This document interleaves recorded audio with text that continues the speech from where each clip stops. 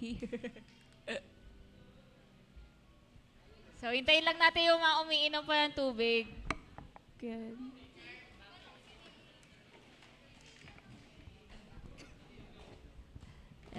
Okay na ba? Okay na?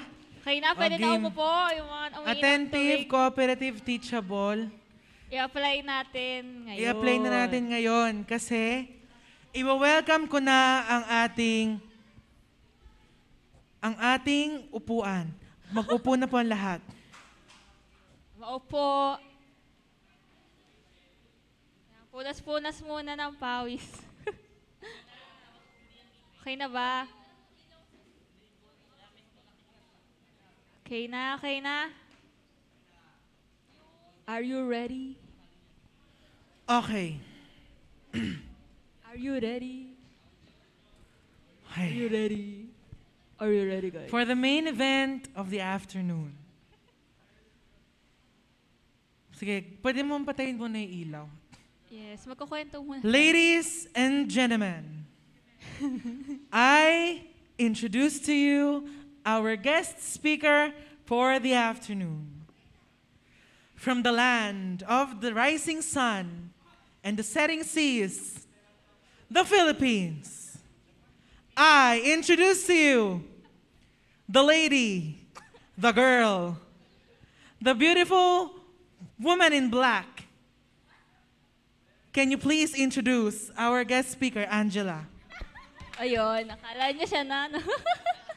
So, ang speaker natin for today, bigyan ko muna kayo ng konting description sa kanya. Isa siyang magandang worship leader. Alam niyo na yan! Isa rin magandang cell group leader. And a beautiful student of pharmacy at Our Lady of Fatima University, ang Tipolo Campus. Campus. At magandang bunso sa magkakapatid, pero magandang ate ng bayan. Iboto natin! Sabay! Sabay! Maria! Carmela! Cortez Jr. Joke lang! Walang Joke junior lang. nun! Maria! Carmela! Cortez! Or you can Palakpakan call naman her natin. Ate Ella. Ate Ella. The floor is yours. The stage is yours. Grabe na yung introduction. Bala na kayo kung maniniwala kayo. Ayoko maupo. Mas marunong ka sa... Hindi, mas gusto ko nakatayo para kita ko kayo lahat. Hindi naman ako katangkaran para maupo. Okay lang, wait lang. Hinga lang ako. Okay pa kayo. Nag-enjoy naman ba kayo sa laro? O baka yung dalawa lang na natira? Parang hindi kayo nag-enjoy. Walang reaction. Walang reaction. Ulit, nag-enjoy ba kayo? Sa pilitan. Ulit. Nag-enjoy ba kayo? Very good. Top 1 na kita. Ayan. So, yun. Kung nakinig kayo, anong pangalan ko? Grabe naman sa Carmela. Ay, Ate Ella lang. Ano ko? Hindi ko alam kung ate niyo ko, yung iba sa inyo. 21 years old. Mukhang 16. Parang di kayo natawa. Ako lang natawa. Okay na, tama na.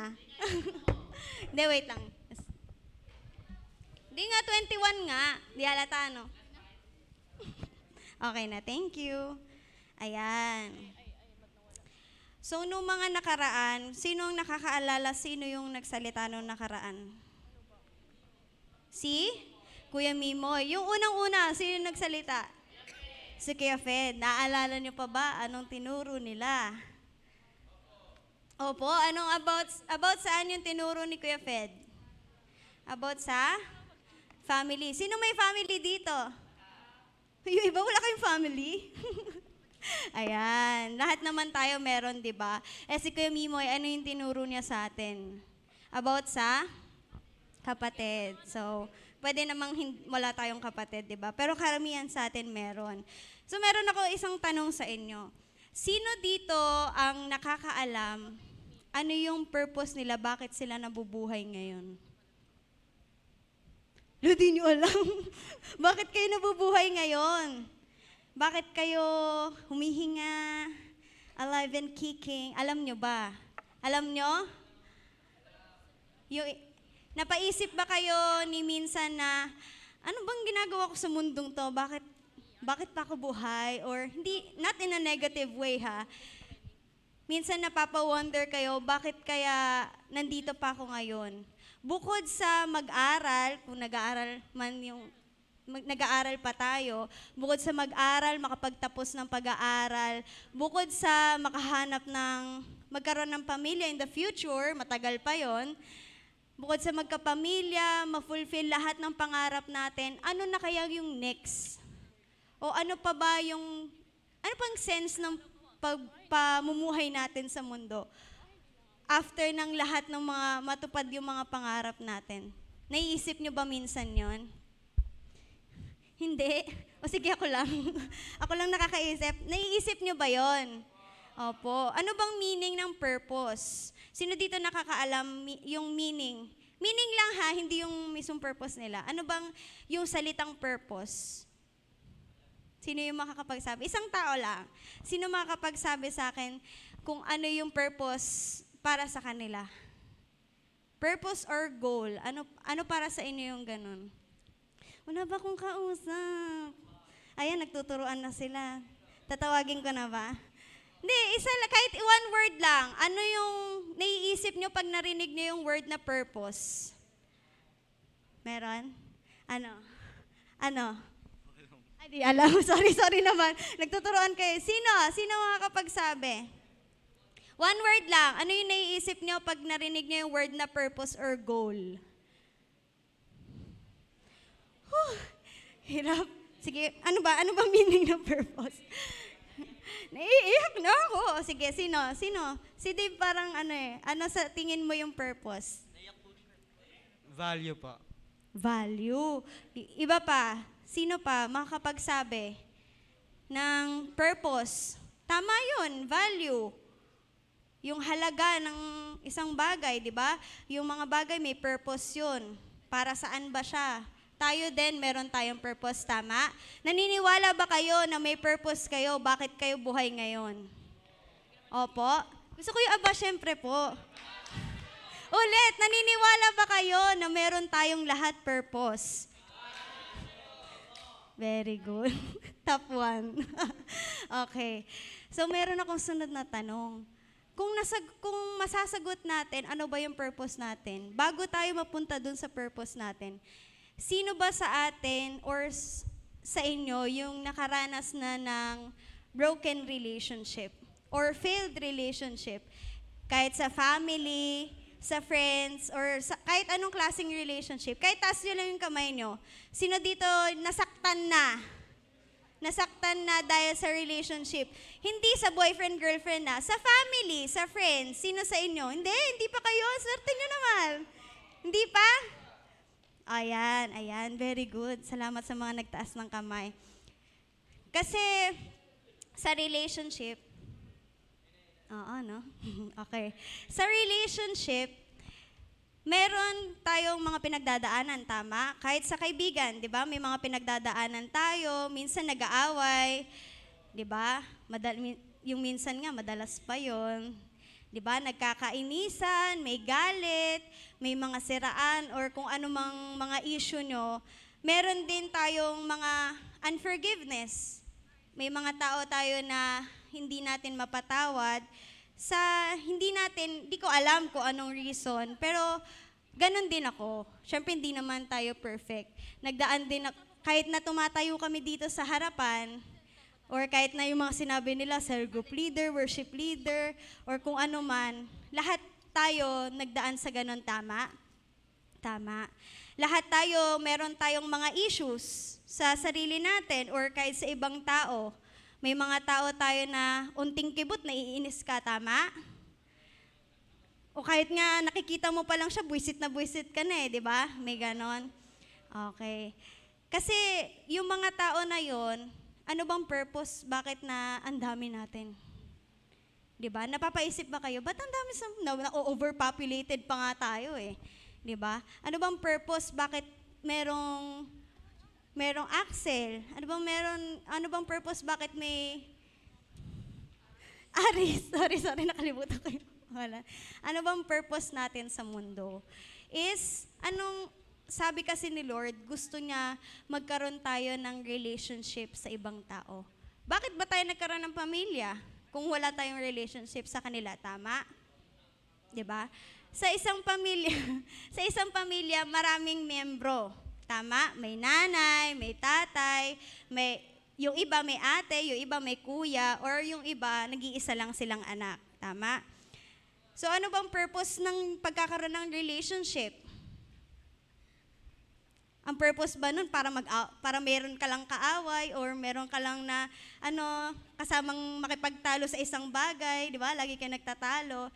Hindi 'yun. Ang purpose ng relationship is para yung isang tao, syempre hindi naman tayo perfect. Nagkakamali tayo ng desisyon. Nagkakamali tayo ng mga ginagawa sa buhay natin. Yung tao na yon, kung saan ka may relationship, for example, yung nanay mo. Ano ang purpose ng nanay mo? Bakit ka laging pinapagalitan ng nanay mo? Dahil ba trip-trip niya lang? Ay, trip kong pagalitan yung anak ko ngayon kahit wala siyang ginagawang masama. Ganun ba yung mga nanay? Hindi. May rason sila. And may reason din si Lord kung bakit siya yung binigay na nanay sa'yo, siya yung binigay na tatay. Kasi alam ni Lord na yung nanay na yon na binigay niya sa'yo, siya yung kumbaga compatible sa ugali mo. Tama?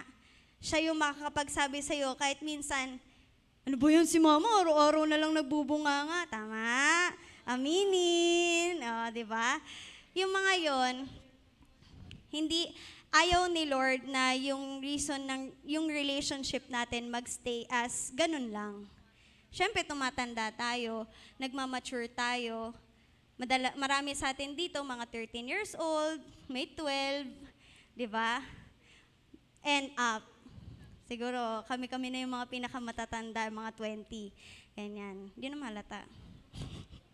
Okay. So, bakit ba tayo nagkakaroon minsan ng mga issues sa sa family natin? Kasi, meron tayong expectations. Ano bang ibig sabihin ng expectations? From the word expect. May ine-expect ka dun sa tao na gawin niya. Tama? Kunyari, for example, ako, tsaka yung mama ko, nagkaaway kami. Nainis yung nanay ko sa akin kasi ine-expect niya na magkukusa ako maghugas ng plato. Pero hindi ko nagawa. Kasi hindi ko alam na ako pala yung ine-expect niya na maghugas ng plato. Ako, ang ine-expect ko, maghugas ng plato, yung kuya ko. So, ano mararamdaman ng nanay ko sa akin? May inis siya. Tapos ako, may inis ako sa kuya ko. Kasi, anong sasabihin ko? Akala ko si kuya maghuhugas, bakit ako? Diba? Yung mga ganyan. Kasi nga, meron tayong siniset sa utak natin na expectations.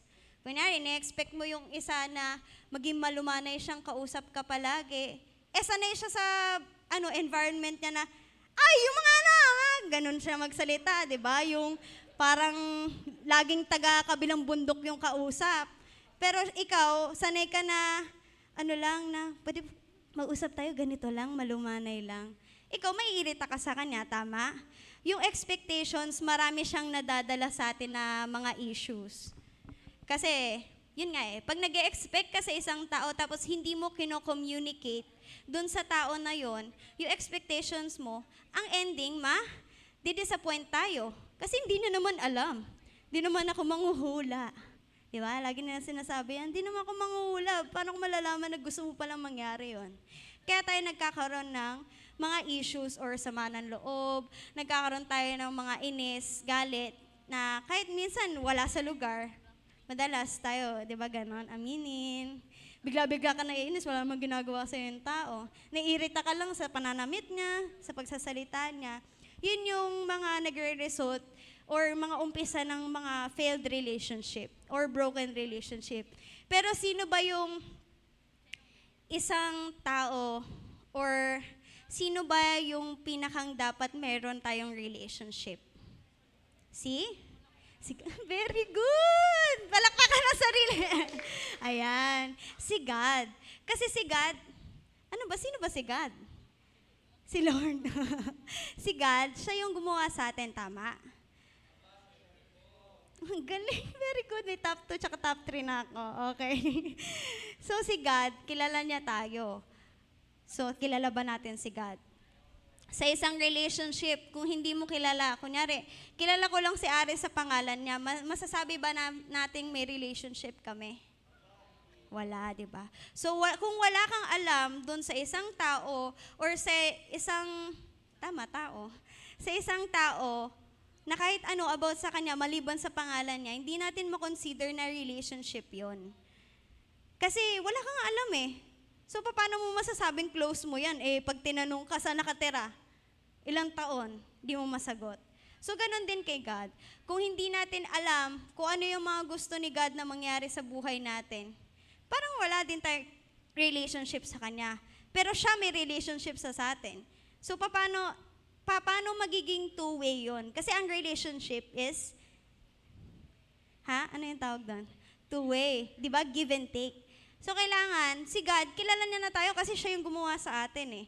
So, dapat kikilalanin din natin si God. Tama?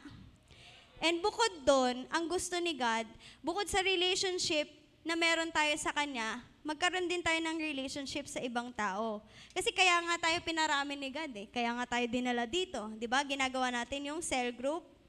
Pag nagsa-cell group ba tayo, nakaupo lang tayo, ganyan lang. Nagtititigan lang, hindi, di ba? Nagbi-build tayo ng relationship sa isa't isa. Sa pagkukwento natin or pagtuturo ng mga cell group leader sa atin, meron tayong nabibuild na relationship. And para saan ba yun? Para matulungan natin yung isa't isa na mapalapit kay Lord. Tama? Tama po. So God wants a relationship for you, especially sa family. Kasi marami sa atin na galing sa broken family, kaya nahihirapan tayong i-open yung sarili natin. Tama? Pag galing ka sa broken family, nahihirapan ka na pag na-experience mo na mahiwalay ka sa tatay mo, tapos biglang bumalik yung tatay mo. Anong mangyayari? Close ba kayo agad na, ay, Papa, kamusta ka na? Di ba? Hindi. Paano mabibuild yung relationship niyo bilang magtatay? Siyempre, magko-communicate kayo. Ilalapit mo yung sarili mo sa kanya, i-open mo yung sarili mo sa kanya, and ganun din siya. So, yung relationship, di lang naman yan about sa pagjojowa, sa pagbo-boyfriend or pag-girlfriend, tama? Unang-unang relationship na dapat meron tayo is sa family, tama? Sumunod yung sa friends. Kasi sino bang madalas nating kasama? Bukod, mas madalas pa nating kasama yung mga kaibigan natin eh, di ba? Mas laging nasa labas, tapos pag uwi, magagalit ka pa sa nanay, ba't ka pinagalitan? Di ba? May mga ganon. Na-experience ko din yan. Di lang naman kayo yung ganyan. So, hindi tayo, we cannot be on our own.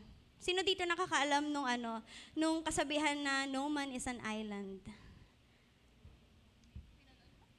Diba? Ang ibig sabihin nun, hindi mo kayang ikaw lang mag-isa. Hindi mo kaya na sa buong buhay mo wala kang kakilala.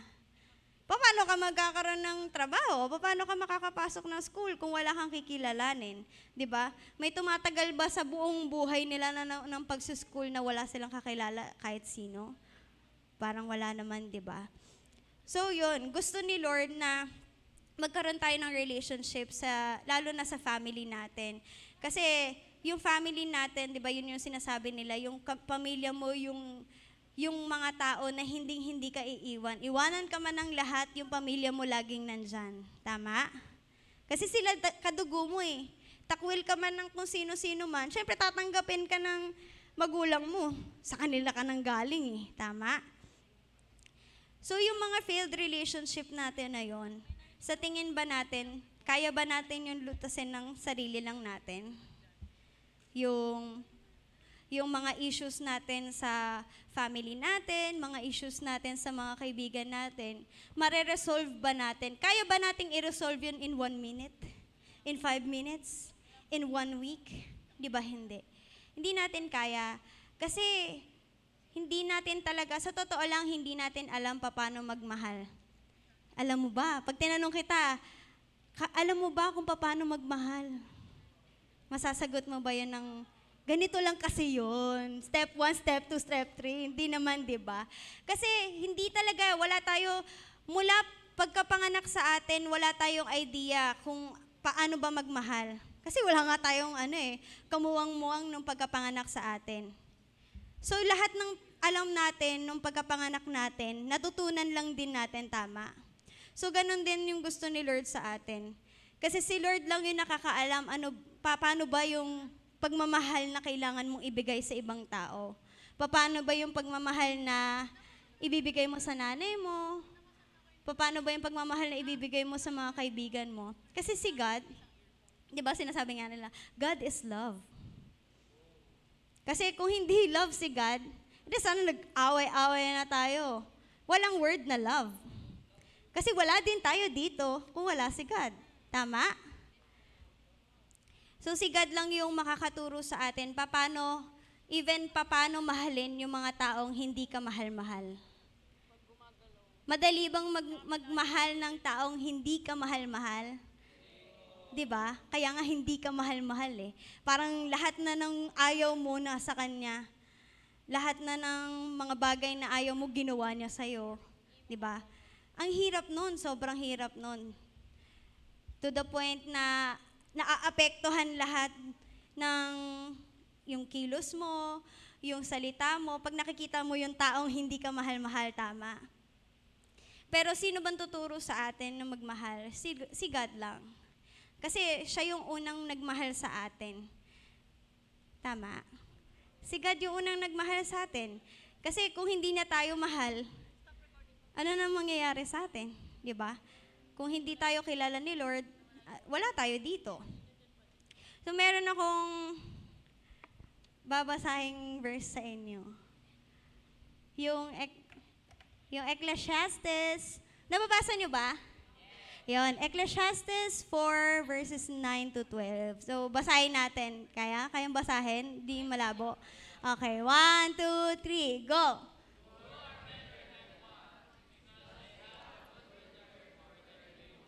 If either of them falls down, one can help the other up. But pity anyone who falls and has no one to help them up. Also, if two lie down together, they will keep warm. But how can one keep warm alone? Two can defend themselves. A cord of 3 strands is not quickly broken. Naintindihan niyo ba? So, kung hindi niyo naintindihan, na-explain ko sa inyo. Ano bang meaning niyan? Bakit ko pinabasa sa inyo yan?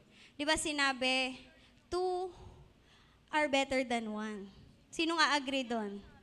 2 are better than 1. Unti lang. O sige, kaya niyo na yan. Di ba? Pag dalawa kayo, sabihin natin, sige, sa laro, basketball. Sa basketball. Sige, sila muna. Sa sports, may dalawa magkakampi, kalaban nila isa. Sino sa tingin nyo mananalo? Yung dalawa, syempre, yan eh. Kumbaga, pinagsamang lakas yun. Pero kung siya, pag pinaglaruan siya nung dalawa, di ba? Pinahabol-habol siya nung dalawa, pagod na yon, lantang gulay na yon. So doon pa lang, mare-represent na natin na 2 are better than 1. Sino ba yung sinasabi niyang 2? Yung isa dyan, ikaw. Tapos, yung isang sinasabi dyan, yung relationship mo. Yung taong meron kang relationship. Yung nanay mo, sa family mo, or either friends. Diba? Yun yung sinasabing two dyan. Ikaw, tsaka yung taong may relationship ka. 2 are better than 1 because they have good return for their labor. Ano ba yan? Bulol? sorry. If either of them falls down, one can help the other up. Diba? Kung madadapa ka, syempre ikaw mag-isa ka madadapa ka, wala kang kasama. Iindahin mo pa muna yung sakit, diba? Bago ka, ganon, diba? Bago ka, tumayo. Pero kung may tutulong sa'yong tumayo, mas mabilis, tama? Tsaka merong akbay, may aalalay sa'yo. dun sa journey mo. So, yun yung sinasabi ni Lord na yung relationship na gusto niya para sa atin is makakatulong sa'yo. Yung relationship na yun, gusto niya, matutulungan kang mag-improve, matutulungan ka na mag-guide ka. Kasi may alam ka na hindi ko alam. May alam ako na hindi mo alam. Tama? Tama, kasi hindi naman talaga tayo lahat sobrang genius na, huwag mo ko kausapin, alam ko lahat. Diba? Taray. Diba? Ganun yun. Tapos sabi, pity anyone who falls and has no one to help them up. Diba? Pity. Kawawa ka naman. Wala kang kasama. Diba? Kahit sino naman diba? Makita mo yung bata, makakita ka ng batang madapa. Tititigan mo lang ba yun? Sabi mo, ay, kawawa. Ganun ba yun? Di ba hindi? Siyempre, tutulungan mo. So, parang ganun lang din. Kahit na madalas, naiisip natin, kaya natin. Pero pag nadapa tayo, yung mga taong may relationship tayo, lalo yung family natin, pag nakita nila na bumagsak tayo, anong response ng family natin? Dessert? Huwag ganun. Family yan. Siyempre, di ba, tutulungan ka kahit minsan naiinis na sila sa'yo kasi nga paulit-ulit sila na wag mong gawin yan. Pero ikaw, sige lang, try, di ba? Pero nadapa ka ulit, siyempre, tutulungan ka pa rin nila kahit na naiinis na sila sa'yo. Pero gusto kasi nila, may care kasi sila sa'yo, may love kasi sila sa'yo, kaya tutulungan ka nila kahit ang tigas ng ulo natin, tama? Tama. So if two lie down together, they will keep warm. But how can one keep warm alone? Diba? Ganun ka. Para uminit ka. Though one may be overpowered, two can defend themselves. Kahit sobrang lakas niyang nag-iisa na yan. Kahit sobrang talino na yan. Kung dalawang utak magsama, diba? Talo pa rin. So, mas importante na meron tayong kasama. Hindi kasama na boyfriend, girlfriend, Sino yung sinasabi kong kasama? Si God. Bukod kay God, family natin. Tsaka mga friends, tama. A cord of 3 strands is not quickly broken. Ano ibig sabihin ng 3 strands? Di ba sino yung una kanina? Doon sa 2? Di ko yung nakikinig. Sino? Sarili natin. Sino yung isa pa? Family or friends. Sino yung pangatlo sa tingin nyo? Si God, tama. So, yung isipin nyo may lubid. Tapos, merong testing. May testing na dumaan. Kunyari, may ganyan kutsilyo or kahit anong mga nakakasira. Pag isang strand lang yon, sa tingin nyo tatagal ba yon? Hindi. Pero pag dalawa, ginanon mo, medyo tatagal. Pero pag 3, compare mo doon sa mga example, sinong mas tatagal?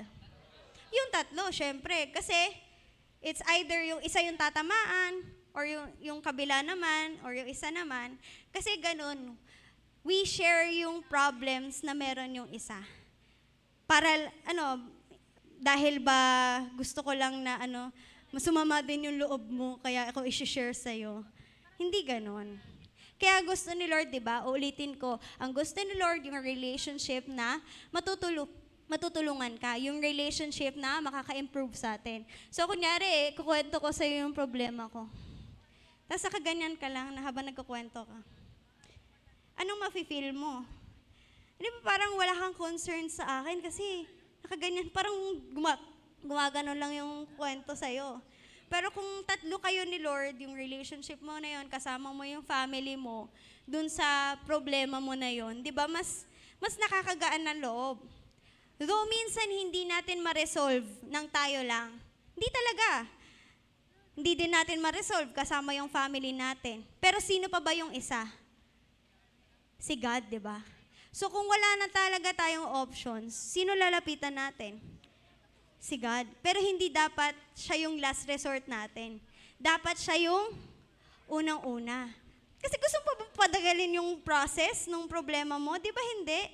Gusto nga natin instant eh. Tama? kung gusto natin malutas agad kung ano yung mga dinidil natin, syempre, lalapit na tayo kay Lord. Kung nahihirapan ka lumapit kay Lord, yung relationship na yon na meron ka, kayo yung magtutulungan na ilapit kay Lord, tama? Di ba mas malakas pag maraming puwersa? Di ba? So, yun yung meaning nun. Yung kaya 3 strands. Tandaan nyo yun palagi. Ikaw, yung tao na, yung family mo, yung friends mo, tsaka si God. Pag pinagsama-sama mo yan, ang sarap ng buhay.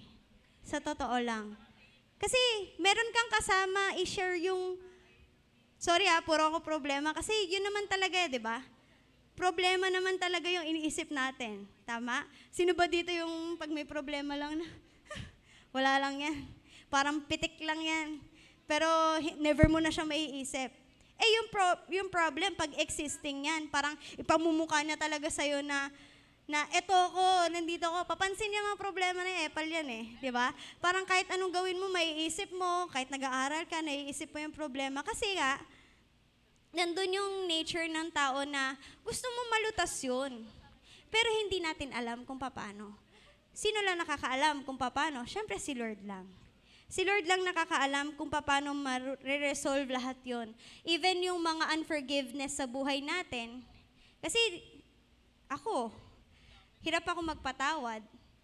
Madalas akong mainis sa tao. Lalo pag nate-trigger ako. Kasi mayabang ako Sino dito aminado silang mayabang sila? Thank you sa mga honest. Di ba? Lahat tayo mayabang, may levels lang. May sobrang yabang, may medyo mayabang. Yung iba tahimik lang, pero nasa utak yung yabang. Tama? Lahat tayo mayabang kasi gusto natin tayo yung bida. Yan, mga bida-bida. Aminado ko, bida-bida ako Pero minsan may mga good way, pero madalas, negative. Kasi pag mayabang ka, ang tingin mo sa tao, maliit. Sobrang entitled ka, na parang, ano ba yan? Ba't naman ginawa niya yan? Ano ba yan? Parang lahat na lang, binintasan mo. Perfect ka. Di ba? Kasi kumbaga, nagkakamali ka din. Masyado tayong mayabang. Kaya minsan, yung problema natin, kahit na bigat ka na, hindi, kaya ko to. Kaya ko to. Kahit na tinatanong ka na, ano bang problema mo? Kunyari, mga cell group leader natin, kamusta ka na? Sasabihin mo, okay lang. Pero cell group leader mo nakaganon pa rin. Kamusta ka na? Inulit. Sabihin mo pa rin, okay lang. Okay lang po. Masaya po kami. Pero pag uwi ng bahay, iyak-iyak ka, ganon, di ba? Kasi sinasarili mo. Pag sinasarili mo, ako, ranas ko yan. Pag sinasarili mo yung problema mo, sobrang bigat. To the point na parang ang hirap maging masaya, tama? Pag may problema ka, sobrang hirap maging masaya. Tapos lahat, dadamay mo. Kailangan hindi din sila masaya, di ba? Pag may problema ka, tapos ganun lugmok na lugmok ka, naiinis ka. Minsan may tumatawa lang, naiinis ka na. Ano ba yan? Dami-daming problema sa mundo. Nagpapakasaya yung mga bitter, yan. Kaya nagiging bitter sila kasi nga, sinasarili nila yung problema nila imbes na sinishare nila para gumaan yung loob nila or ma-advisean sila or mailapit nila kay Lord. Kasi alam ba na, mula pa pagkabata natin, alam na natin mag-pray. Hindi, di ba? Kahit naman ako, lumaki ako sa Sunday school, bida-bida lang ako Gusto ko lang kasi may mga activities, ganyan. Siyempre, gusto mo bida ka, ikaw yung napupuri, ganon. Pero yun nga, hindi kasi natin alam kung paano ilapit. Kaya binibigyan tayo, ino-offeran tayo, nilalapit na sa atin. Tutukain na nga tayo ng mga relationship na yan Kaya nga nandito tayo ngayon sa church. Palakpakan yung sarili na, thank you Lord. At nandito tayo sa church. May cell group leader tayo, may pastor tayo. May mga nakakasama tayo na mamili ka na lang kung sinong choices mo, kung sinong pwede mong pagkwentuhan ng problema. Kasi pag may nagkwento naman sa atin, anong gagawin natin? Chichismis ba natin? Uy, alam mo ba si sabi niya sa akin, ganito daw yung nanay niya. Hindi ganon. Kasi nga, ibig sabihin, ikaw yung hindi nakaka-fulfill ng gusto ni Lord na yung relationship dapat natutulungan ka. Natutulungan mo ba yung tao pag chinismis mo sa iba yung problema ng isa? Hindi. Nasisiraan. Tama. Saya. Diba? So, parang lang yung sample natin, si Adam and Eve. Sino yung unang-unang ginawa? Si Adam. Anong purpose ni Lord? Bakit ginawa si Eve? Para? Ay, very good. Para may kasama. So ano yun? Para lang may tagabuntot kay Adam habang kailangan alagaan natin yung yung mga hayop. Si Eve lang mga ganyan lang. Hindi, di ba? Para tulungan din siya. So ganun lang din. Kaya ako in-example yun kasi sila yung unang-unang ginawa ni Lord. Ikaw, ginawa ka din naman ni Lord, di ba? Kaya ka nang galing sa nanay mo. Kasi sinasabi, kaya ka ginawa ng nanay at tatay mo, kaya ka nanggaling nanggaling ka lang physically sa nanay mo. Pero galing ka din sa tatay mo. Kasi di ka magagawa ng nanay mo kung wala yung tatay mo. Ano yun? Di ba? So parehas yung magulang mo binigay sa'yo. Andyan na. Ang gagawin mo na lang, lapitan yung binigay sa'yo ni Lord na relationship sa magulang mo. Hindi ko naman sinasabi na lahat na madali. Mahirap. Sobrang hirap. Lalo na pag may mga pinagdadaanan tayo, kasi yung mga magulang natin, di naman din sila perfect, tama. Nagkakamali din sila. Kasi once naging ganito din sila, naging bata din sila, naging binata, nagdadalaga, di ba? Naging ganon din sila. Madalas nga sinasabi, yung ugali mo, ganyan din tatay mo, ganyan-ganyan nanay mo, manang-mana ka sa nanay mo, di ba? Mga ganon. Na-experience din nila yon. Bakit ka ba? Sa tingin nyo ba yung nanay at ikaw lang ba yung, kumbaga, ikaw lang ba yung nagbe-benefit sa magulang mo? Hindi. Sila din, magbe-benefit din sila sa inyo. Kasi ako, katulad ako, yung nanay ko, nakakita na ba kayo ng nanay na nagkukwento ng problema sa anak? Hindi pa. Yung nanay ko, ganun na. Kasi nabubisit na siya sa tatay ko. O kaya minsan yung tatay ko nagkukwento din sa akin. Kumbaga ganun lang din. Pag sila pinagdadaanan sila, pwede din nila kayong pagkwentuhan. So tayo, kumbaga listener ka, kung may alam ka, sasabihin mo, sige pag-pray natin yan, ma. Kasi di ko din alam gagawin eh. Siyempre, mga adult problems, di mo alam. Sabihin sa'yo, problema sa pera. Sige ma, magtatrabaho na ako. Di ba? Hindi naman ganon. Hindi naman natin alam solusyon. Pero yun nga. Kung kilala niyo ba si David? Sino nakakilala kay David? Yun nasa Bible, si David and Goliath. Ayun. Kung alam nyo yung story ni David, meron siyang best friend. Alam niyo ba yun? May best friend si David? Opo, sinong best friend niya? Si Goliath? Sino? Yung David sa Bible. Sino yung best friend niya? Meron siyang best friend. Ang pangalan niya is Jonathan. Si Jonathan, anak siya ni King Saul. Yun yung king nung time na yon. So si Jonathan, sobrang mahal niya. Hindi romantic love. Brotherly love. Meron siyang ganon kay David na to the point na sinasabi niya palagi sinasabi lagi sa Bible na he loved him as himself. Kaya ba natin yon? Sa mga kaibigan natin, na mahalin natin sila katulad ng pagmamahal natin sa sarili natin. Kasi kung ikaw, di ba, pag mahal mo yung sarili mo, naliligo ka, ganyan. Kaya nyo ba silang sabihan na, maligo ka ng baho-baho mo? Di ba? Pwede naman, di ba? Pero may mas malalim doon, kung paano natin mahalin yung sarili natin, kung paano natin tanggapin yung mga pagkakamali natin, ganun din natin sila i-approach. Natatanggapin din natin kung ano yung mga pagkakamali nila, kung ano yung mga pangit sa kanila. Kasi hindi ka naman maganda, hindi naman physically. Magaganda tayong lahat. Pogi yan. Gawa tayo ni Lord. Walang ginawang pangit si Lord. Tama? Parang hindi nag-agree yung iba. Okay. Diba? Yung ganong type ng relationship yung gusto ni Lord na gayahin natin. Kasi si Jonathan, may instance pa na sabi niya, ibibigay ko sa iyo yung robe ko. Since anak siya ng hari eh. Di ba pag anak ng hari? O kaya sabihin natin, anak ni Henry C. Siyempre, isipin mo, nasa iyo na lahat. Eh, pag best friend mo yung anak ni Henry C., siyempre, damay ka dun sa ano niya, sa kung anong meron siya. Kunwari, may kotse siya. Malay mo, bigyan ka din ng kotse. Oh, baka naman. Oh, di ba? Mga ganun. Si Jonathan kasi, may instance na binigay niya yung meron siya, pati yung armor niya, yung sword niya, binigay niya yun kasi alam niyang lalaban si David.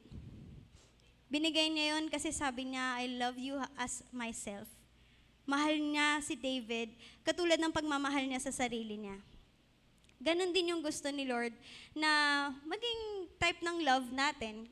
Hindi lang sa family, kundi sa friends natin. Pero wag naman, alam niyo na yon. Basta kailangan lang, ang importante sa relationship, ano yung pinakang importante sa relationship? Love. Kung walang love sa relationship, may relationship ba? Wala. Kasi kung di mo mahal yung tao, inis ka dyan. Wala kang care, di ba? Wala kang concern kung walang love. Yun lang yun. So meron pa ako isang papabasa sa inyo. Sa Matthew 22, ayan. Sa Matthew 22, verses 34 to 40. Yan. Basahin ulit natin. 1, 2, 3, go.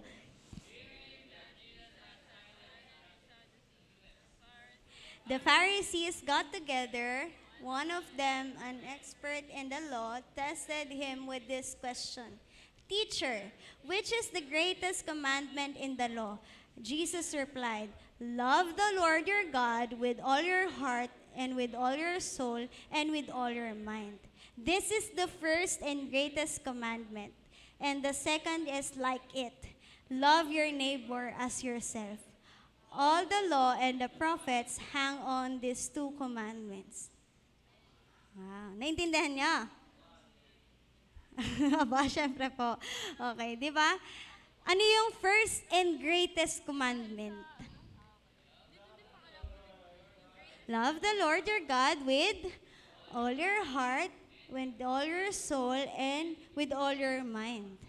So, nakastate sa Bible na yung unang-unang mamahalin natin, or sino ba yung kailangan, grabe yung matinding pagmamahal natin. Isipin mo, with all your mind, with all your soul, with all your heart. Tindi nun. Kasi kung hindi ganun yung pagmamahal mo kay Lord, kasi ganun yung pagmamahal sa'yo ni Lord. Sabihin mo nga sa katabi mo, ganun ka kamahal ni Lord. Isipin mo, bakit with all your mind? Lagi mo siyang naiisip. Lagi siyang nasa isip mo. Lagi siyang nasa puso mo. Lahat ng gawin mo, yun yung gusto ni Lord. Love the Lord your God with all your heart, with all your mind, with all your soul. Kung paano natin iniisip yung mga problema natin. Minsan, mas iniisip pa natin yung problema natin kaysa sa mga taong nagmamahal sa atin. Tama? Pero yun yung ituturo sa atin ni Lord. Na mahalin natin muna siya bago ang kahit sino man.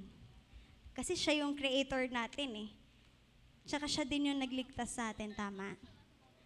Siya yung dahilan kung bakit buhay tayo ngayon.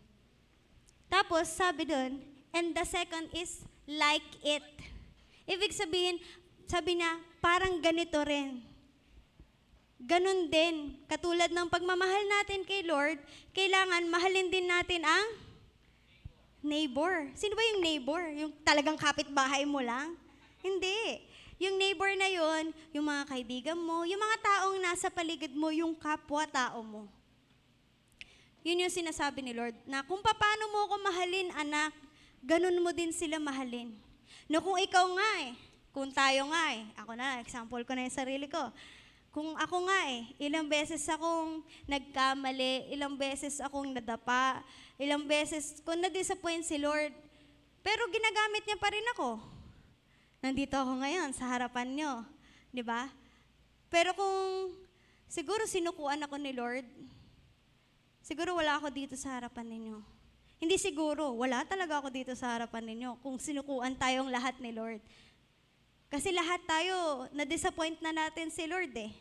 Pero si Lord, hindi siya hindi siya tumigil na magtiwala sa'yo na kaya mo.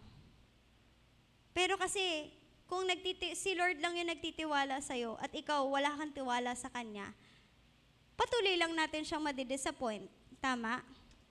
Kasi kung hindi mo pagkakatiwalaan yung mga plano ni Lord sa buhay mo or yung mga gusto ni Lord na mangyari sa buhay mo, walang mangyayari. Ulit-ulit ka lang. Hindi mo nga alam kung ano mangyayari bukas. Alam ba natin kung ano mangyayari bukas? Hindi. Si Lord alam niya. Planado niya na lahat to. Hanggang sa mag-rapture or kung anong matapos na itong mundo, alam niya yon. Nasulat niya na yon lahat. So, sino lalapitan natin? Siyempre si Lord, kasi alam niya lahat eh. Alam niya kung paano ka ginawa. So, sino lalapitan mo? Di ba, kunwari, may isang laruan. May manufacturer yun. Sinong tinatawagan mo pag nasira yung laruan na yun? Siyempre yung gumawa, kung saan nanggaling. So, kung ikaw, hindi mo malaman kung anong gagawin mo sa buhay mo, since si Lord gumawa sa akin, hindi kay Lord ako lalapit. Kung lalapitan mo yung kaibigan mo, kung sino man, hindi na din alam yung isasagot niya sa'yo. Pero ang pwede niyang isagot sa'yo is, lumapit tayo kay Lord. Kasi si Lord lang yung nakakaalam ng lahat. Si Lord alam kanyang imano-mano kung ano mang kailangan gawin, ano mang kailangang tornilyong pahigpitin sa utak mo. Kaya niya yun. Kasi siya yung gumawa sa atin eh. Sinasabi nga, di ba? Kahit hibla ng buhok mo, alam niya yung bilang niyan, kahit may malagas man dyan, bilang niya yan. Sa ultimo yung luha natin. Iniipon nga ni Lord yun eh. Bawat luhang pumapatak sa mata natin, alam yun ni Lord. Lahat ng ginagawa mo, kahit feeling mo walang nakakaalam, alam yun ni Lord. Kasi all-knowing siya eh. Tsaka lagi siyang nandyan. Kaya minsan, pag nagkakasala tayo, kinakalabit na tayo ni Lord eh. Pag nadadapa tayo, na anak, ayan ka na naman, ayan ka na naman. Ayan, di ba? Pero hindi tayo nakikinig kasi gusto nga natin magawa yung gusto natin. Pero yun nga, kailangan nating mahalin si Lord. Kasi hindi natin matututunang mahalin kung sino yung mga nasa paligid natin kung hindi natin mahal si Lord. Kasi hindi nga natin alam kung paano magmahal, tama. Hindi natin alam talaga, sa totoo lang. Hindi ko nga alam kung paano mahalin lahat kayo eh. Kasi di ko kayo kilala. Si Lord alam niya lahat. So kung alam mo, nakakonekta ka dun sa may gawa, edi alam mo kung paano mamahalin. Alam ko paano mamahalin si Ezra kasi mahal ko si Lord. Pwede ko itanong na, Lord, paano ba gagawin ko kay Ezra? Pwede yun. Ganon yung ginagawa ng mga pastor natin, ng mga cell group leader natin. Kasi madalas hindi talaga naman tayo kilala, di ba? Or madalas hindi tayo nagkukwento sa mga cell group natin ng lahat ng nangyayari sa buhay natin. Pero magugulat ka na lang na pinaalala ka sa akin ni Lord. Okay ka lang ba? Magugulat ka, tinanong ka, okay ka lang ba? Tapos ikaw naiiyak ka na kasi dala-dala mo yung burden ng problema mo eh. Yung mga simpleng ganon, kayang ibigay sa'yo yun ni Lord. Kung paano ka mahalin ni Lord, ganon yung pagmamahal na gusto ni Lord na ibigay natin sa ibang tao. Gets natin? Tama? Kahit na hindi ka mahal-mahal. Sunod. Yung last natin is yung sa John 13:34. Parang katulad lang din siya nung una. Pero sinabi niyo, pero ganun lang din siya. A new command I give you. Love one another as I have loved you. So, you must love one another. Ayan. Sobrang specific na nung binigay sa atin ni Lord. Sipin mo, yung tatlo na yun. Paulit-ulit lang. Mahalin niyo si Lord, mahalin mo yung kapwa mo, tas inulit. Parang ni-revise lang ni Lord. Mahalin mo yung kapwa mo kung paano kita minamahal. Kumbaga, mahalin mo yung nanay mo kung paano kita minamahal. Kasi, unting mali lang ng nanay natin, nagagalit tayo, tama? Nagagalit tayo sa mga kaibigan natin, even sa mga teachers natin, sa mga ganon type ng relationship. Mabilis tayong nadidisappoint. Pero si Lord, hindi niya pinaparamdam sa atin madalas na nadidisappoint siya. Patuloy niya pa rin tayong inaabot. Kahit na sobrang lugmok na tayo, nandun pa rin si Lord para sa atin. Ganon yung gustong love na ni Lord na mabigay natin sa ibang tao. To be there for each other, to guide each other, to help each other up. Ganon. Kasi, ako, hirap ako na mula pagkabata ko na, na magmahal. Lalo sorry, iyakan ako eh. ng family ko. Ano ba yan? Ito sinasabi ko, di ako nagsisimula. Hirap na hirap akong mahalin yung tatay ko. Sobra. Kahit na sinasabi nila, lumaki ako na ang tingin sa akin sa school, bata pa lang ako, ang tingin nila sa akin, ay wow, parang ang sarap naman maki-family sa inyo kasi ang saya nyo. Di ba? Kasi lively akong bata, jolly ako, madaldal ako, bida-bida nga ako eh. Di ba? Di ba pag nakakita kang bida-bida, parang sila yung laging naririnig mo, ganon.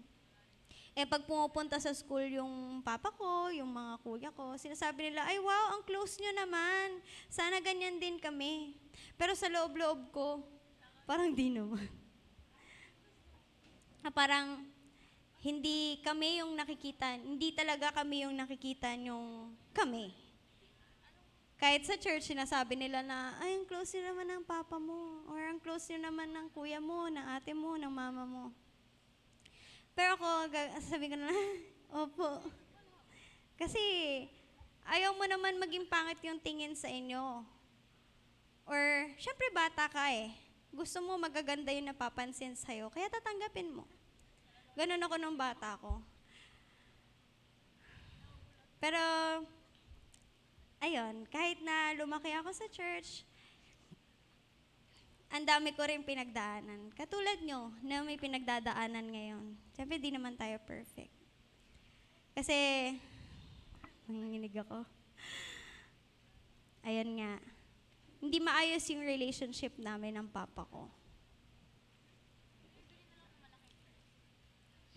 Sorry wait lang. Nahirapan ako. Tinatry kong hindi umiyak.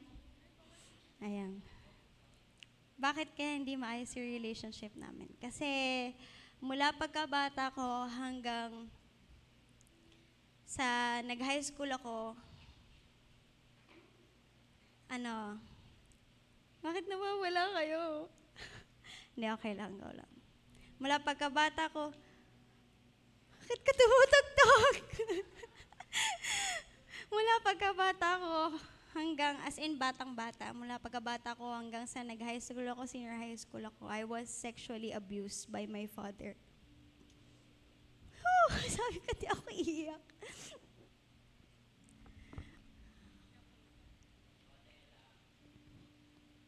Sorry. Sobrang hirap. Kasi feeling ko noon, sinasabi nila na, uy, sana ganyan din yung tatay ko, pero sa loob-loob ko, wag. Kasi hindi nila alam yung pinagdadaanan ko noong time na yun. Bata pa kasi ako noon. Nung bata ako, siguro inisip niyo, bakit hindi mo sinabi? Ba't hindi ka nagsabi sa kanila, sa mama mo? Kasi takot ako eh.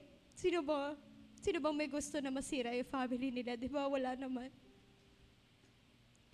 Tinago ko yan. Kasi bukod naman dun sa problema na yun, may iba kami pinagdadaanan. Kasi kung maririnig yung testimony ng tatay ko babaero. Kaya in-example nga si mama ni doktora kanina na yung mga nanay na martir. Pero kung iisipin mo, bakit ka pa nag-stay dyan? Kung iisipin nyo, ba't nandyan ka pa rin? Ba't hindi ka umalis sa bahay nyo? Ayoko eh. Kasi ayoko malayo sa family ko eh. Ayoko nga maghiwalay yung magulang ko, ba't ako aalis? Matagal kong tiniis yun, wala akong pinagsabihan kahit sino. Kinimkim ko yung lahat. Kasi akala ko eventually matitigil din. Pag nararanasan ko yun, isip ko na lang, siguro bukas din naman niya gagawin. Pero sobrang bigat nung nadala sa akin nun. Na hanggang ngayon umiiyak pa rin ako pag naaalala ko yun. Pero nung mga time na sobrang lugmok ako, hindi ko pa alam nun yung mga sinasabi nila, depression, ganyan. Pero yun na pala yung naranasan ko nun. Kasi pag naranasan mo yun, huwag niyo naman sana maranasan in Jesus' name. Parang gusto ko na lang mamatay. Gusto ko na lang mawala. Kaysa maghiwalay yung magulang ko, ako na lang mawawala. Kasi feeling ko, pag sinabi ko yon, pag inamin ko yun sa magulang ko, ako yung magiging rason na paghiwalay nila. Siyempre, wala namang may gusto nun. Walang may gusto na masira yung family nila. Lalo na sa bata. Hanggang senior high ako, si Bilyon dalaga na ako. Pumapasok ako na, hi, asese ako. Pero pag mag-isa ako, paulit-ulit na naiisip ko yung mga nangyayari sa akin. Pero nag-hold on ako dun sa hope na titigil din. Hayaan mo na. Okay lang. Kesa masira yung family ko. Feeling ko kasi, sisisihin ako ng mga kapatid ko since madami kami. Tapos ako pa yung bunso. Na baka magsisi sila na nabuhay pa ako. Kasi ako lang yung magiging rason na paghihiwalay ng magulang ko. Pag nalaman nila yon. Kasi, naranasan ko na yung umabot kami sa time na halos maghiwalay na talaga sila. Experience ko yun, kaya tinago ko, sinarili ko. Kahit na nasa Sunday school ako, kahit nagsasergop ako, wala akong pinagsabihan. Kasi ayokong pumangit yung tingin nila sa family ko. Okay na sa akin, maganda yung tingin mo sa family ko, sige. Kesa na may magagalit pa sa family ko, okay lang, ako na lang. Madalas pag mag-isa ako, yun nga, isip ko, paano ko ako na lang yung mawala? Kesa mawala yung relationship nila sa isa't isa.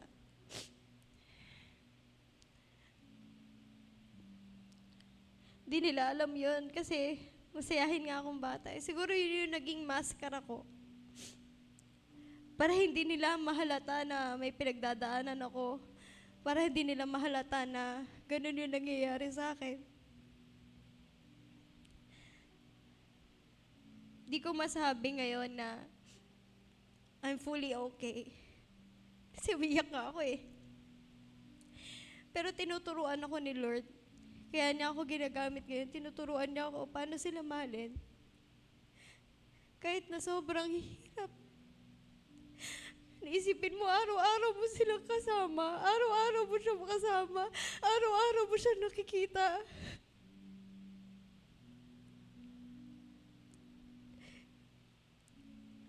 Kahit na ayaw mo nang maalala lahat na nangyari sa'yo, wala kang choice eh. Kasama mo siya. Kaya never din akong nakatanggap ng pagmamahal ng tatay. Hindi ko maramdaman, sabi ko. Pero nag-share ako. Na mahalin niyo yung tatay niyo, okay lang yan. Gumagano ako. Ang fake ko, no?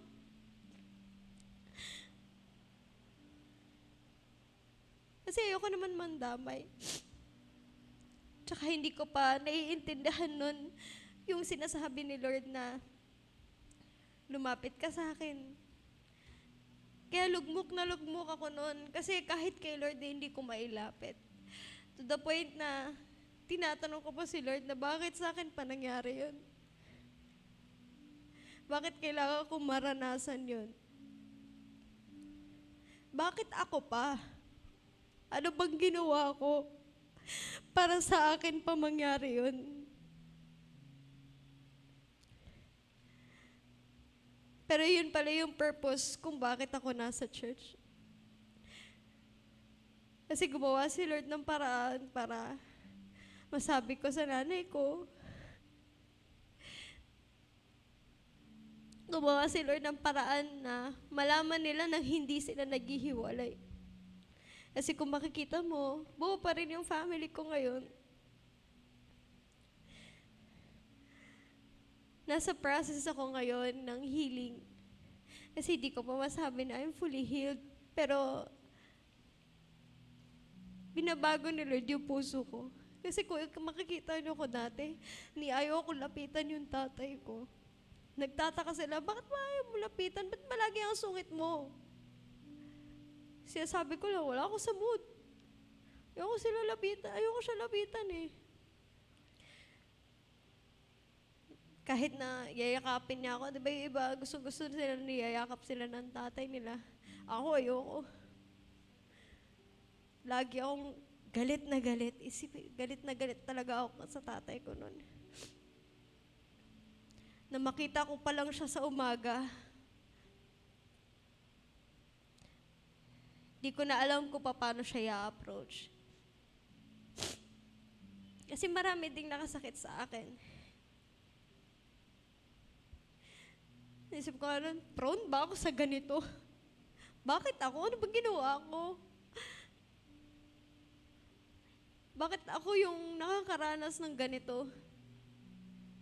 Hindi ko maintindihan kasi bata pa ako nun. Kahit na nasa church ako nun, walang makapag-comfort sa akin kasi hindi ko sinasabi. Kasi kasama din namin sa church yun eh, si Papa. Kasama din namin siya sa church. So, bakit ko sasabihin, ang pangit na ng tingin nyo sa tatay ko. Okay na, ako na lang yung galit. Wag na siguro kayo. Gumawa ng paraan si Lord, nalaman, napag-usapan. Gumawa ng paraan si Lord, kasi kung ako, di ba, ay hindi ko talaga sasabihin yun, kasi ang iniisip ko, maghihiwalay sila pag nalaman nila yun. Kasi magagalit din yung nanay ko eh. Pero ang galing ni Lord, gumawa siya ng paraan na malaman yung sitwasyon ko nang hindi sila naghihiwalay. Tapos ako, hinihila ko ni Lord ngayon. Tinuturuan niya ako paano sila mahalin. Kasi laki ng galit ko nun eh. Sobrang laki ng galit ko nun. Na kahit anong gawing mabuti ng tatay ko sa akin, iniisip ko, kasi may ginawa kaya ginaganyan mo ko eh. Hindi ko yun matake as an act of love niya sa akin. Never ko siyang kinonsider na tatay ko. Kasi sino ba naman makakaisip na yung tatay gaganon ka, di ba? Pero ngayon, thank you Lord, na tinuturuan niya akong mahalin yung tatay ko ngayon. Unti-unti, natututunan ko na tanggapin yung mga yakap niya nang hindi ako nagagalit sa kanya. Tinuturuan ako, hindi madali, hindi mabilis na proseso, pero may unti-unting nababago. Kaya hindi lahat ng bagay na pinagdadaanan natin agad-agad na magiging okay tayo. Okay lang yan. Kung may pinagdadaanan ka ngayon, kung may hurts ka ngayon, may sama ka ng loob, bigay mo lang kay Lord. Kasi ako, nakakalaya lang ako ngayon sa ganun kasi nilalapit ko kay Lord.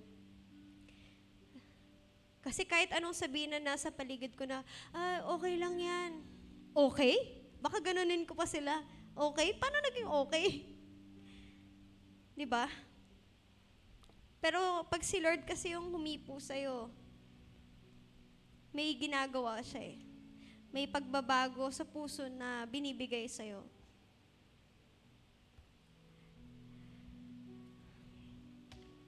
Natututunan ko na ngayon na mahalin yung papa ko. Na nagbago na din naman siya. Yun yung ginawa ni Lord na hindi ko ine-expect na mangyayari. Kasi ine-expect ko forever siya magiging ganun. Pero ngayon, sobrang thank you, Lord. Kasi hindi lang ako yung ginagawan ng kilos ni Lord, pati yung papa ko. Hindi niya na ginagawa yun. Sa totoo nga, pastor na din siya ngayon eh. Tinatawag na siyang pastor dito. Isipin niyo, no? Paano nangyari yun? Hindi ko din alam. Hindi ko makwento. Hindi ko alam, pero may ginawa si Lord. Kasi kung isipin natin, ang hirap magbago, tama. Mahirap. Sobrang hirap magbago. Pero ginawa yun ni Lord sa kanya. And ginawa din ni Lord sa akin na makapagpatawad ako. Na matanggap ko na siya yung binigay na tatay sa akin eh. Na in-explain sa akin ni Lord na may rason sa lahat ng bagay. May reason. May reason kung bakit naranasan ko lahat yon. Tinuturuan ako ni Lord na makita yung mga magagandang bagay na ginawa niya. Na ginagawa ng tatay ko. Kasi dati, lahat ng gawin niya talaga kahit maayos. Kung titingin yung ibang tao, tas di nila alam yon, sabihin nila, mabait naman papa mo ah. Hindi ka naman inaano eh. Pero yun yung hindi natin alam.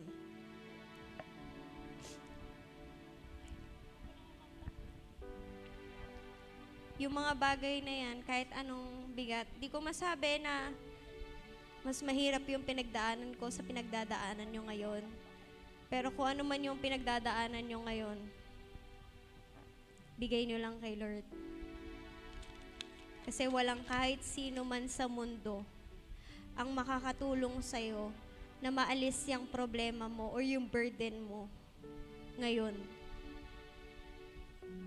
Walang sino man yung makakapagpabago ng puso natin kung may galit man tayo, may inis man tayo sa kung sino mang tao. Walang makakabago. Si Lord lang. Di natin alam. Hanggang ngayon nga, hindi ko alam paano ko na kaya nang ikwento sa inyo ngayon. Kasi sobrang hirap na hirap ako na magkwento sa ibang tao kasi feeling ko, pati ako i-judge nila. Pero binibigyan ako ng lakas ni Lord. Kasi I know na yung testimony or yung ginawa ni Lord sa buhay ko, makakatouch ng puso na kahit isa lang sa inyo. Kahit hindi tayo pares ng naranasan, pero may pinagdadaanan ka ngayon. Ngayon matututunan natin na mahalin si Lord, ibigay kay Lord. At tuturuan tayo ni Lord na mahalin yung mga taong hindi ka mahal-mahal. Kahit yung mga tao na nakasakit sa atin, tuturuan tayo ni Lord na mahalin sila.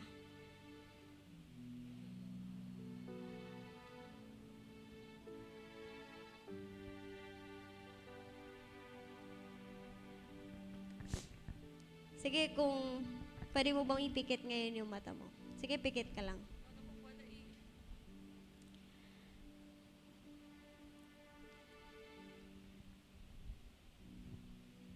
I just want you to go to God ngayon. Kung ano man, pikit ka lang. Kung ano man yung mga pinagdadaanan mo ngayon, this is your chance na ilapit kay Lord, sabihin kay Lord yung mga bagay na hirap ka na sabihin sa ibang tao. Kahit hindi mo sabihin, kahit sa utak mo lang, kung nahihiya ka, pwede mo sabihin ngayon kay Lord na, Lord, hirap na ako. Kahit yun lang. Lord, pagod na ako. Lord, hindi ko na kaya. Lord, ayoko na. Lord, tulungan mo ko. Lord, tulungan mo kong mahalin sila. Lord, tulungan mo ko na magbago. Lord, bigyan mo ko ng lakas. Bigyan mo ko ng puso. Na puso na kaya magpatawad. Na puso na kayang magmahal nang hindi ka mahal-mahal. Sige, just take your time to go to God. Kausapin mo si Lord. Lahat ng gusto mong sabihin sa Kanya ngayon. Kasi si Lord lang yung kayang makinig sa'yo. Si Lord lang yung willing na pakinggan ka. At kayang lutasin yung mga problema mo ngayon. Kung problema mo man yan sa family, sa kaibigan, o kahit sa sarili mo, ilapit mo ngayon kay Lord.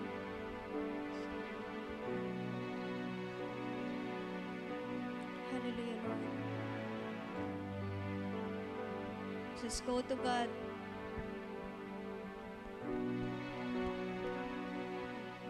Lord, we know that you are here with us, O God. Lord, alam mo kung ano yung puso, laman ng puso ng bawat isa sa amin. Lord, lumalapit kami ngayon sa iyo. Lord, kung ano man yung mga bigat na meron kami, Lord, we surrender it to you. Kasi hindi namin kaya, Lord. Hindi namin kaya yung bigat na nararamdaman namin. Lord, help us.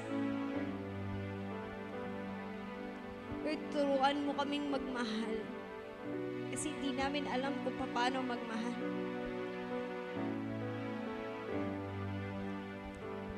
Lord, give us a heart that can love, can forgive, can understand.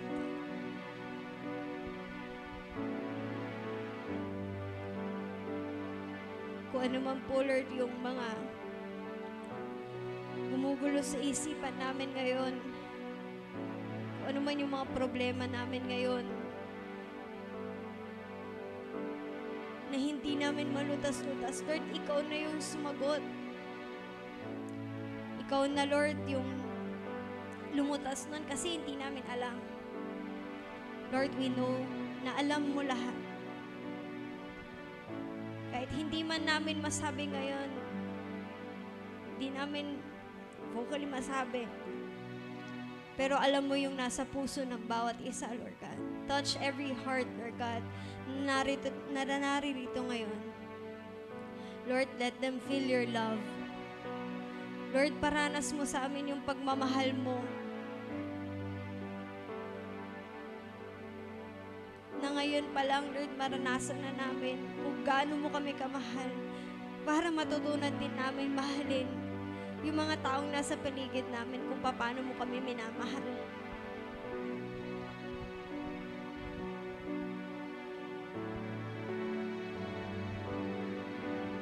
Lord, we love you, Lord God.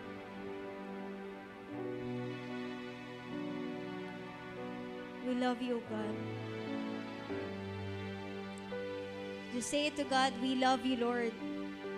Sige, sabihin mo, we love you, Lord. We love you, Lord. I love you, God. I love you, God. I love you, Father. I love you, I Jesus. love you, Father. I love you, Jesus.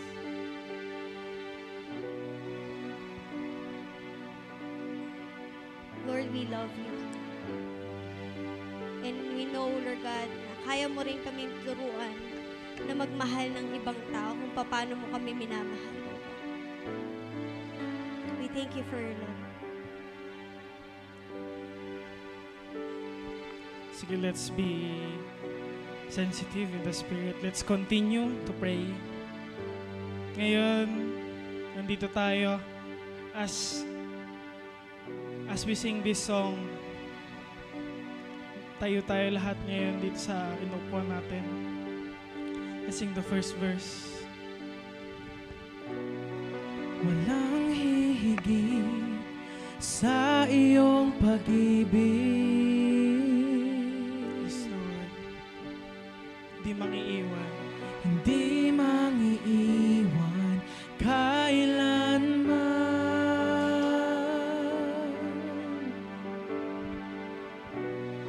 At kahit mahulog sa kasalanan,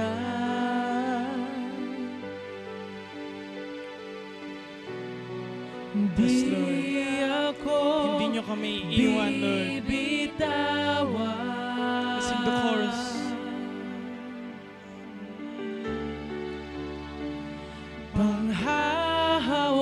Panghahawakan ko Pag-ibig mo. ang pag-ibig mong Holy Spirit, fill this place right now.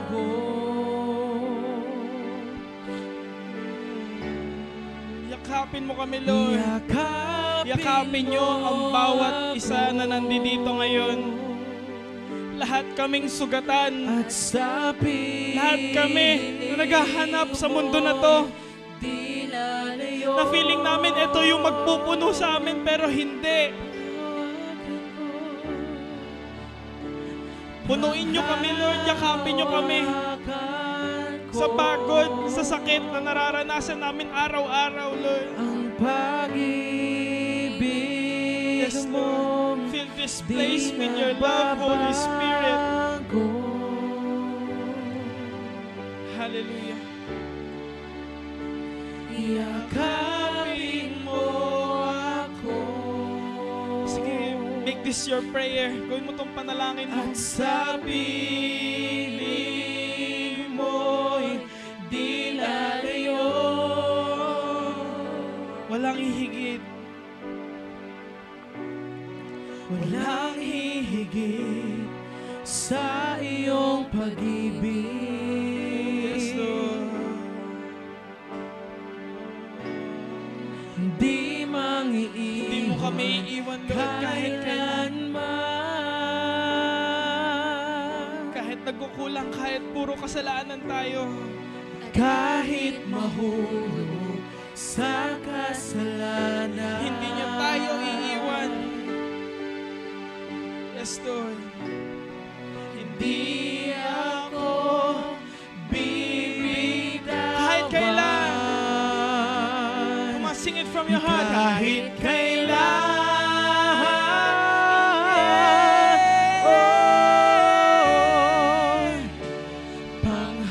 Panghahawakan Galing sa puso, kantahin mo to. Make this your prayer. Ang pag-ibig, Ang pag-ibig mo. di nagbabago. Yes, Lord. Yakapin mo kami, Lord. Yakapin mo ako.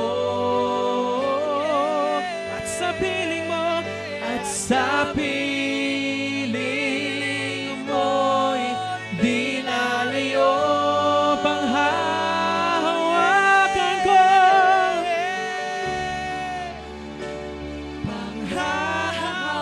Panghahawakan ko. Sing it from your heart. Ang pag-ibig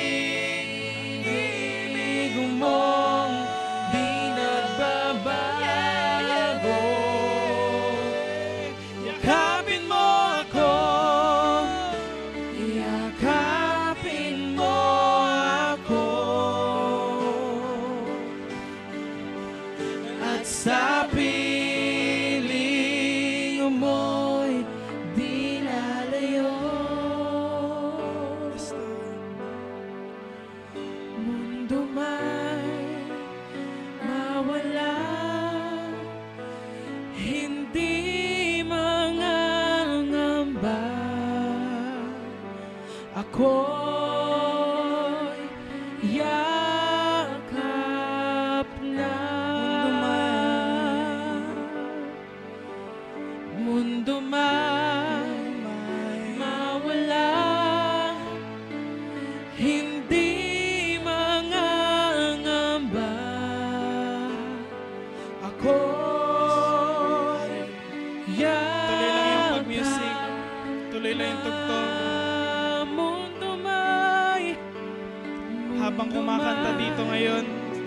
habang wino-worship natin tong kanta na to. Sino dito yung napapagod? Sino dito yung nahihirapan na? Punta dito sa harapan right now. I challenge you. Ngayon na nakatayo kayo dyan sa upuan ninyo, punta kayo dito ngayon sa harapan. Kung sino nangangailangan ng tulong, kung feeling mo ikaw lang mag-isa, right now, sige, lapit pa. Lapit pa yung gusto ng pagbabago, yung gusto talaga may mangyari sa buhay mo, yung gusto mo mabago ka, gusto mo maayos ka. Feeling mo nga ikaw lang mag-isa, feeling mo wala kang kasama, feeling mo wala na yung mundo mo. Pero nandito, I tell you today, nandito si Lord sa harapan mo, nandito ka ngayon sa church. Bakit? Kasi gusto niya, ikaw yung mundo niya. Right now, mga facilitator, dito sa harap right now.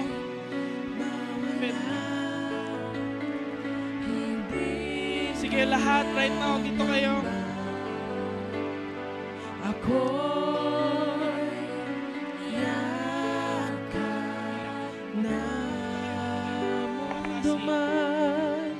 Abot niyo yung kamay niyo. Kahit wala tayong oil, okay lang. Taas niyo yung kamay niyo.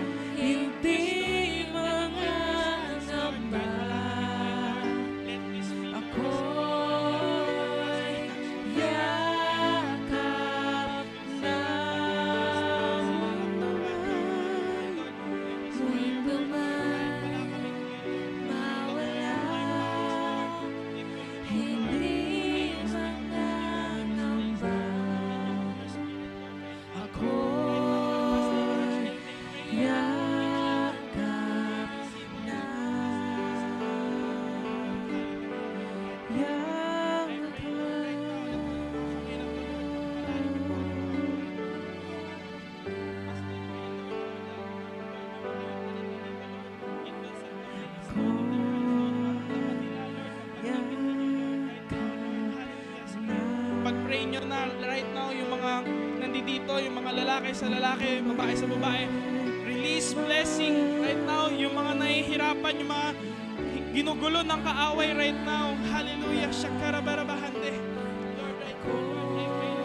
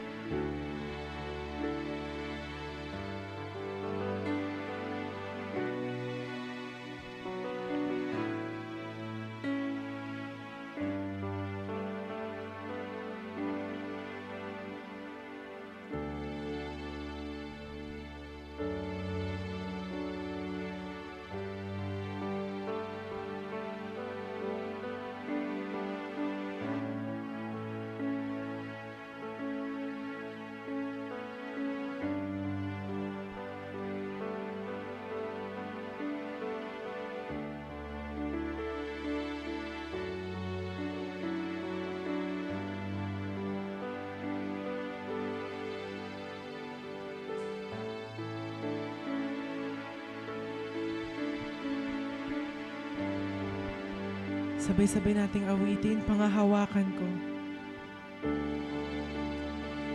Panghahawakan ko ang pag-ibig mong di nagbabago.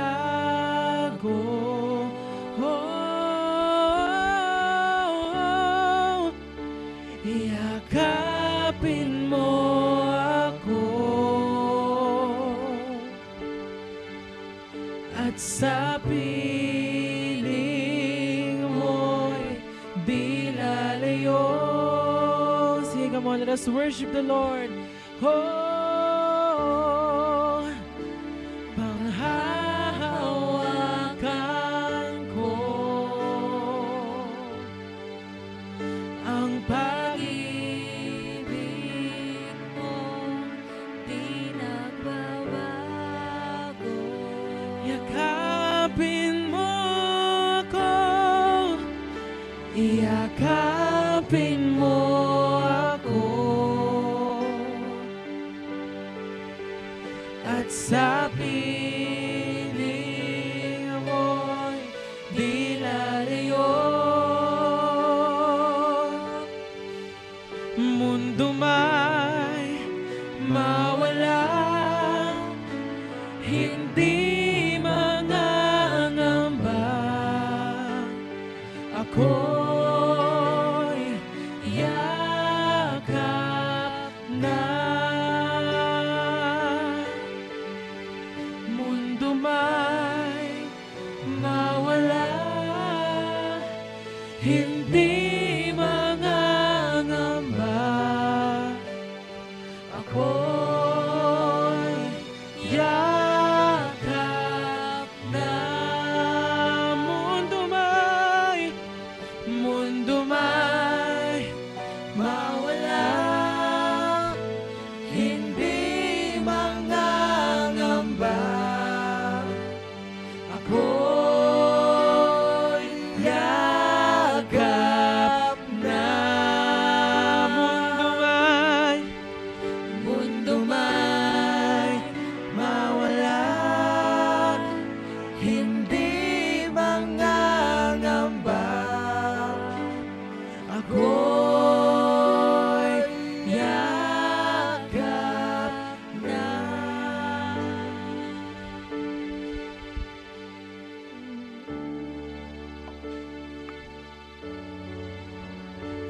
Sige, let's close in prayer.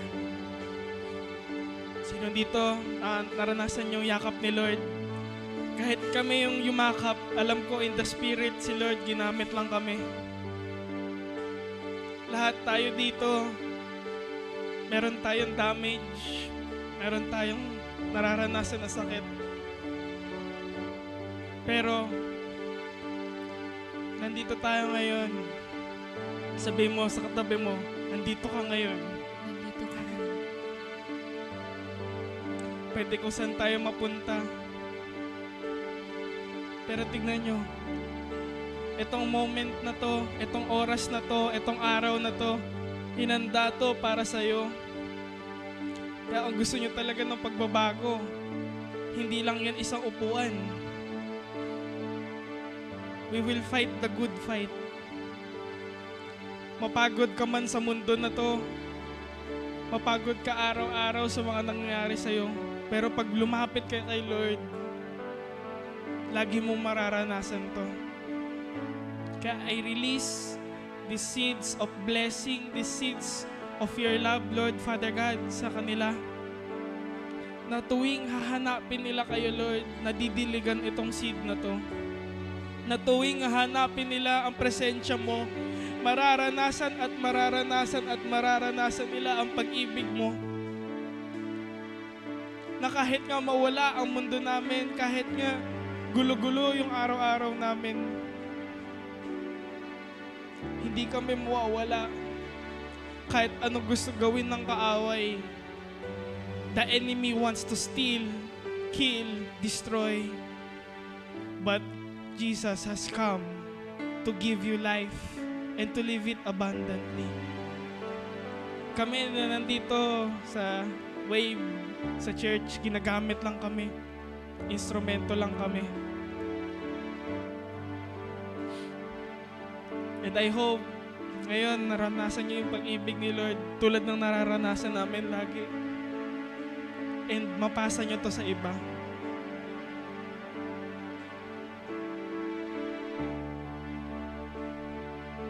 Close in prayer na tayo. Yes, Lord, we thank you, Lord God, for your word, for this experience, Lord God. We thank you for your presence, oh God. Lord, na patuloy kaming lumalapit sa inyo, Lord God. Lord, we pray, Lord God, na bawat, Lord, seed na naitanim, Lord God, sa kanila ngayon, Lord God, ay tumimo sa kanilang puso't isipan, Lord God. Lord, na patuloy naming matututunan na mahalin ka, Lord God, at mahalin ang ibang tao, Lord God, kung paano mo kami minamahal, oh God. Lord, teach us more to love. Kahit na hindi kami, kahit wala kami dito sa church, oh God, sa araw-araw, turuan mo kami, oh God. And Lord, na patuloy, Lord God, na samahan niyo po kami sa hapong ito. Lord, as we celebrate, Lord God, Lord, patuloy na mangusap ka pa rin sa bawat isa, Lord God. Bind each and every one of us, Lord God, na yung relationship na meron kami ngayon, Lord, mas lumalim pa, mas magtibay pa, Lord God. And Lord, na nilalapit po namin ang bawat isa sa inyo, even sa pag-uwi namin mamaya. Ingatan niyo po kami, samahan po kami ng libo-libong mong anghel, Lord God. Gabayan at ingatan niyo po ang bawat isa sa amin, Lord, na makakauwi kami ng ligtas at payapa, O God. And Lord, sa darating na linggo, kayo po ang sumama sa amin, Lord God. Always remind us, Lord God, to be in your presence. Always remind us, Lord God, to love you, Lord God, and to love everyone, Lord God, na nasa paligid namin. Lord, we thank you, O God. We give you all the glory, honor, and praises. In Jesus' name we pray. Amen. Maraming salamat po. Ayan.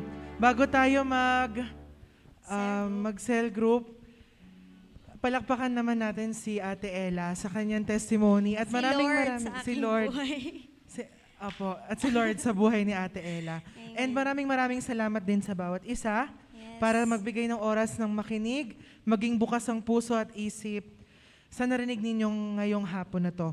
Thank you rin sa pag-participate sa games. And next Sunday ulit mayroon tayo. Next.